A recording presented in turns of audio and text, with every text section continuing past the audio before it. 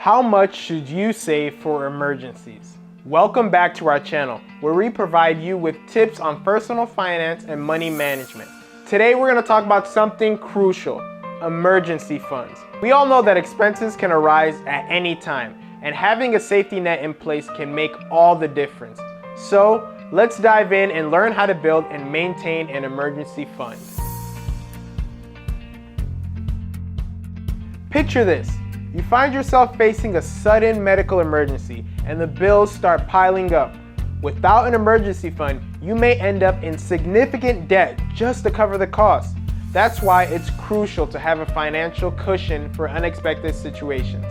Medical emergencies aren't the only reason to have an emergency fund. Urgent home or car repairs can also drain your finances if you're not prepared. Imagine your water heater breaks and you have no hot water for your household. Or worse, your brakes fail and you can't drive your car safely. These are some situations where having an emergency fund can provide immense relief. Family emergencies, such as the death of a loved one, can also incur unexpected expenses. Travel costs and funeral expenses can add up quickly, leaving you in a tough spot if you're not financially prepared.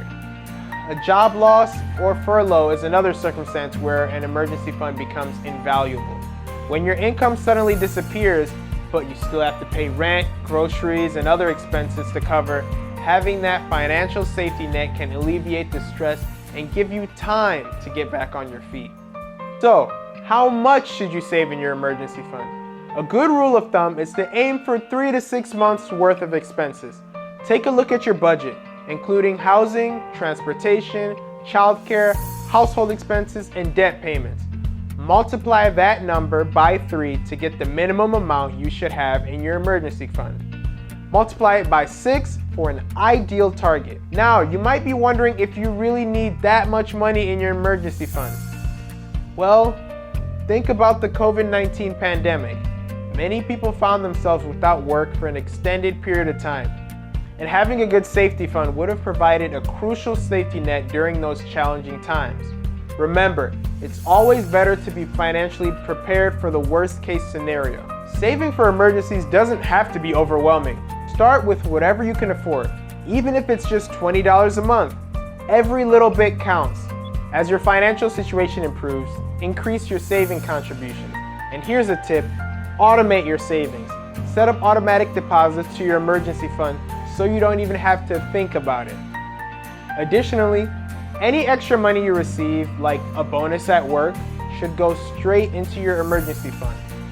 These little boosts in savings will help you reach your goals sooner. Remember, building an emergency fund is all about being prepared and taking control of your financial future. Even if you can't save as much as you'd like right now, start small and build up over time. Something is always better than nothing. That wraps up our discussion on emergency funds. We hope you found these tips helpful and that you'll start taking steps towards securing your financial well-being. If you enjoyed this video, don't forget to give us a like and hit that subscribe button to get more valuable content on personal finance. As always, thank you for watching, and we'll see you in the next video.